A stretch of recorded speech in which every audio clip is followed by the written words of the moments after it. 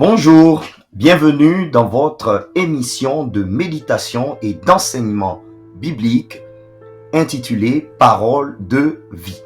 Parole de vie est donc un moment de partage et de méditation des enseignements des Saintes Écritures, des enseignements du Christ. Aujourd'hui, le thème c'est l'appel au service de Dieu, au service du Créateur. Ce thème est si vaste qu'important pour tout être humain que nous ambitionnons de l'aborder en deux parties. La première partie sera présentée donc au cours de cette émission et elle sera intitulée « Le commencement de l'appel au service de Dieu ». Et la deuxième partie sera intitulée donc « Œuvrer au service de Dieu après avoir répondu à son appel ». Revenons donc à notre première partie, celle qui nous concerne aujourd'hui, le commencement de l'appel de Dieu. Appel vient du verbe appeler, qui vient du latin appellare, qui signifie donner un message à une personne en l'interpellant ou en l'appelant par son nom. Donc Dieu appelle les êtres humains par leur nom spirituel, d'où l'importance spirituelle du nom, et à travers cet appel par le nom, il leur donne un message qui peut avoir pour synonyme ici une mission à exécuter sur la terre des vivants. Dieu donc appelle certains hommes ou appelle les hommes et leur assigne une mission à son service. Voici globalement la signification de ce que veut dire l'appel au service de Dieu. Alors, qui est appelé au service de Dieu? C'est une question très importante. Tout le monde aujourd'hui se targue d'être appelé par Dieu, d'être appelé de Dieu pour un sacerdoce, pour une mission particulière. Et cela donne lieu à des appels évidents, glorieux, mais il y a également l'autre face néfaste de la pièce, à des appels farfelus, des appels sans tête ni queue, des appels qui contribuent à détruire l'image et l'honneur du Créateur, ce qui est une abomination et un blasphème. D'où l'importance de présenter aujourd'hui qui est appelé par Dieu. Alors, nous allons nous appuyer sur les enseignements bibliques. Dans la Bible, on peut voir que Dieu suscita ou suscitait à des périodes historiques différentes des personnes par leur piété, par leur qualité, par leur valeur humaine, mais également par la crainte qu'ils ont de lui, afin que ces personnes apportent le salut à leur communauté, à leur pays, ou même au reste de l'humanité. Ça a été le cas du célèbre Noé, que Dieu a suscité pour fabriquer l'arche au moment où l'humanité connaissait une grande déchéance morale, spirituelle, où elle avait perdu totalement toute crainte de l'éternel. Noé avait la crainte de Dieu et choisi par Dieu, là comme un héros manifeste, pour sauver l'humanité. Ça a été le cas de Abraham, qui par sa foi a été choisi par Dieu afin de tisser une alliance éternelle avec toutes les nations de la terre. Ça a également été le cas de Moïse cette fois-ci pour perpétuer l'alliance de Abraham avec un peuple qu'on appelle le peuple d'Israël. Qui est ce peuple d'Israël? C'est une question encore très vaste sur laquelle nous reviendrons dans une autre émission. À partir de Moïse, Dieu va s'adresser à une nouvelle catégorie de gens et qui seront exclusivement à son service, qu'on appelle des sacrificateurs, et en dessous d'eux, d'autres qu'on appelle des Lévites. Vous pouvez le voir dans le livre de Nombre 1, verset 47. Les sacrificateurs et les Lévites sont donc ceux-là qui ont un rapport privilégié avec Dieu, qui sacrifient pour le peuple devant Dieu, qui sont les gens qui sont donc consacrés exclusivement au service du temple, au service de la tente d'assignation. Progressivement, les sacrificateurs vont perdurer, mais ils vont partager le privilège d'être au service de Dieu avec les rois. On le voit dans le livre de 1 Samuel chapitre 8. Lorsque le peuple d'Israël veut faire comme les peuples alentours, ils vont demander à Samuel de dire à Dieu qu'ils ne veulent plus seulement un sacrificateur, mais ils veulent également un roi comme les autres peuples autour. Ils veulent un roi bien habillé, bien vêtu, plein d'or, plein de pourpre, et dans lequel ils pourront se glorifier. Et Dieu dit à Samuel, il n'y a pas de souci, donne-leur un roi, je vais t'envoyer oindre le roi. Mais dis-leur que ce roi aura des prérogatives que je lui donnerai.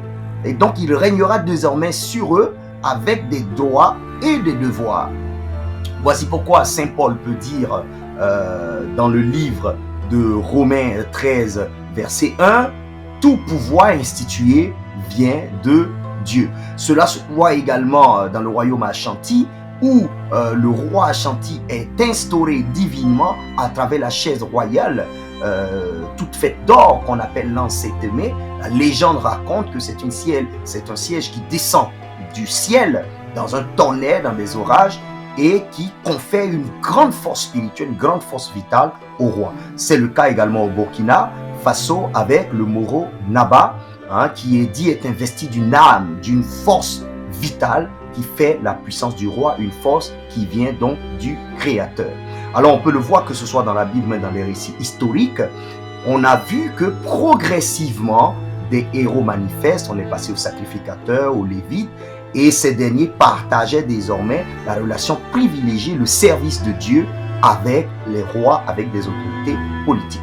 Sous le Christ, nous allons voir que dans le livre de Apocalypse 5, à partir du verset 9 au verset 11, on va comprendre que par le sacrifice du Christ pour toute l'humanité, c'est désormais tous les hommes qui sont susceptibles d'être appelés au service de Dieu, car ils sont désormais sacrificateurs du Dieu très haut. Que tu sois indien, pakistanais, africain, égyptien, arabe, par le Christ, par les enseignements, les vertus christiques, nous sommes faits sacrificateurs du Dieu très haut. Ce qui veut dire que nous sommes susceptibles d'être appelés à tout moment sous la bannière, sous le drapeau de notre Créateur commun, l'Éternel.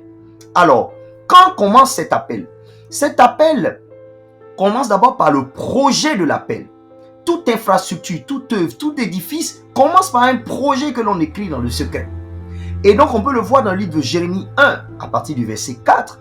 L'Éternel s'adresse à Jérémie en lui disant: « Avant que tu ne sois dans le ventre de ta mère, je te connaissais. Et avant que tu ne sois sorti du sein de ta mère, je t'avais consacré prophète des nations. » Alors qu'est-ce que cela veut dire? Cela veut dire tout simplement que, avant d'être des êtres charnels, nous sommes d'abord des êtres spirituels. Nous sommes conçus dans le monde spirituel. Nos âmes sont conçues dans le monde spirituel et sont mis dans une enveloppe physique charnelle qu'on appelle le corps humain. Et donc, ce qui fait notre identité, ce n'est pas ce corps que vous voyez, que vous pouvez palper, c'est l'âme qui est en nous, l'identité spirituelle qui est en nous, qui fait en réalité notre personnalité. Ça a été le cas également pour Samuel. Dans le livre de 1 Samuel, à partir du verset 1 Samuel 1, verset 9, on peut voir que lorsque Anne pleurait et qu'elle demandait un enfant à l'Éternel, elle dit: « Si tu me donnes un enfant, je le consacrerai à ton œuvre. » Ce qui veut dire que lorsque Dieu a exaucé Anne, il a préparé une âme dans le monde spirituel qu'est Samuel et l'a déposée dans le ventre de la mère pour lui donner une chair.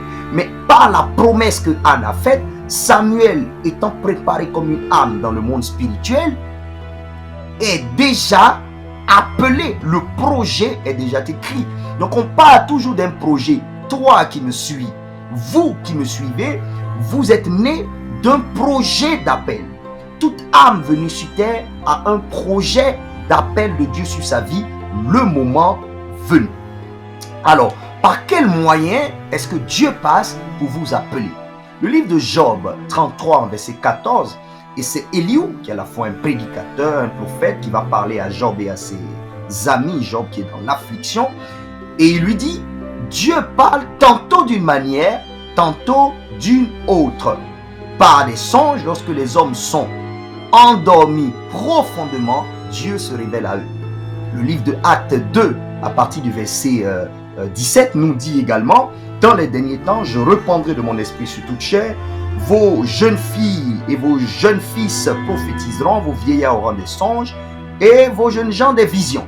Alors, Dieu parle donc, Dieu révèle ton appel par des songes qu'il faut prendre très au sérieux, par des visions qui sont données par des visionnaires, des voyants, des prophètes qu'il faut prendre très au sérieux, par des prophéties, mais également par la conviction profonde que le Saint-Esprit met en vous, mais une conviction humble, non pas une conviction intéressée pour avoir de l'argent, pour avoir les belles femmes, pour avoir les belles voitures, mais une conviction humble de vouloir vous mettre au service de Dieu lorsque c'est une conviction qui vient du plus profond de votre cœur.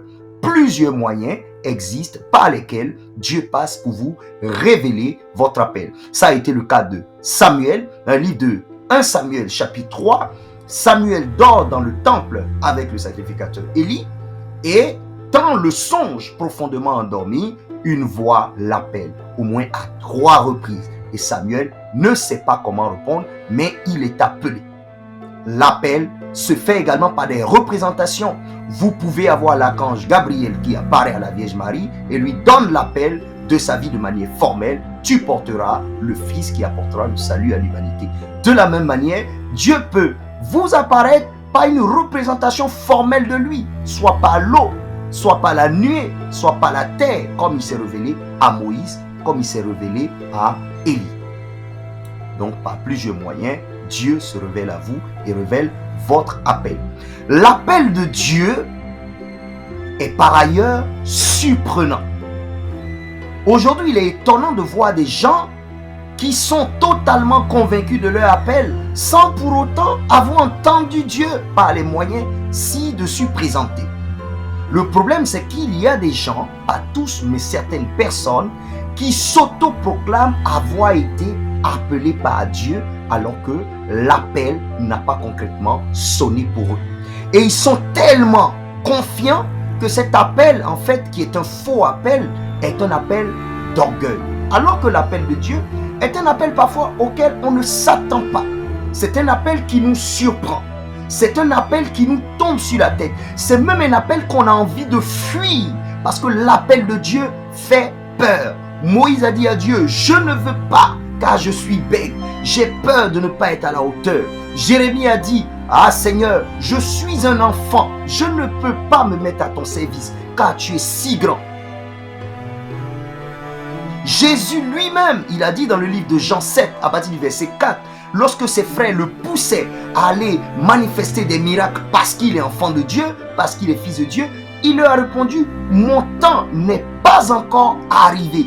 Tous les grands serviteurs de Dieu manifestent une certaine humilité, une certaine crainte, j'allais dire même une certaine peur, une certaine réticence à aller faire le service de Dieu. Parce qu'ils sont habités eux-mêmes d'une certaine humilité. Il ne s'agit pas des gens qui, sans même avoir été branchés, captés par Dieu, s'auto-saisissent et cherchent tel instant à écraser tout sur leur passage. Je parle des gens que Dieu a vraiment appelés, qui considèrent l'appel de Dieu non pas comme un jeu, mais comme un sacrifice de leur vie. Ces personnes hésitent, réfléchissent comme Jonas également. Ils doutent, se disent, est-ce que c'est vraiment Dieu qui m'appelle? Est-ce que je peux vraiment le faire? Ce sont des gens qui reçoivent l'appel avec crainte, avec révérence, avec conscience et avec le souci d'aller au bout de l'appel, car l'appel est destiné à changer leur vie, mais aussi à impacter la vie d'un grand nombre au sein de l'humanité. Comment répondre à l'appel de Dieu? Il y a 2 choix. Nous pouvons répondre à l'appel de Dieu en refusant, comme Jonas l'a fait. Jonas va à Ninive, Jonas 1 à 2. Jonas dit, je ne veux pas aller à Ninive, non pas parce qu'il ne craint pas Dieu, mais parce qu'il ne veut pas que Ninive, qui est la Washington de l'époque, la New York de l'époque, la Paris de l'époque, grande ville mais dépravée, soit sauvée. Il est juif. Il ne veut pas que Ninive, donc les Babyloniens, soient sauvés. Jonas veut aller partout, mais pas à Ninive. Jonas refuse l'appel qui lui a été formellement adressé. Quand vous refusez l'appel de Dieu, c'est la mort qui est au bout. Pourquoi?